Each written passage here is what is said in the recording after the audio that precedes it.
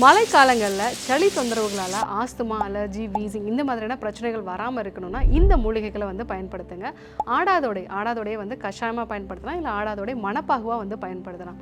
அதிமதுரம் வந்து டீ மாதிரி எடுத்துக்கிட்டிங்க அப்படின்னா சளியை வந்து வெளியேற்றும். அதே மாதிரி துளசி வந்து அப்படியே மென்று சாப்பிடலாம், இல்லை வந்து துளசி டீயாகவும் வந்து எடுத்துக்கலாம். தூதுவளை வந்து நம்ம நெய் மாதிரி வந்து எடுத்துக்கலாம், இல்லை தூதுவளை ரசம் மாதிரி எடுத்துக்கலாம். ஸோ அதே மாதிரி கண்டங்கத்திரி வந்து நம்ம லேகியம் மாதிரி பயன்படுத்தலாம், இல்லை கண்டங்கத்திரி டீ மாதிரியும் நம்ம வந்து எடுத்துக்கலாம். கடைசியாக கற்பூரவள்ளி. இந்த கற்பூரவள்ளியை நம்ம ஆவி பிடிக்கிறதுக்கு இல்லைனா வந்து டீ மாதிரி வந்து பயன்படுத்தலாம். ஸோ இந்த 6 மூலிகைகளை வந்து நம்ம பயன்படுத்தணும் அப்படின்னா உங்களுடைய நுரையீரல் வந்து சுத்தமடையும். அதே மாதிரி கழிவுகளும் வந்து வெளியாகும். அடிக்கடி சளி தொந்தரவுகளும் வராது. கண்டிப்பாக பயன்படுத்தி பாருங்கள். நோய் முதல் நாடி அது தணிக்கும் வாய்நாடி வாய்ப்பச்செயல் இறைவழி மருத்துவம் அதுவே எங்கள் மகத்துவம்.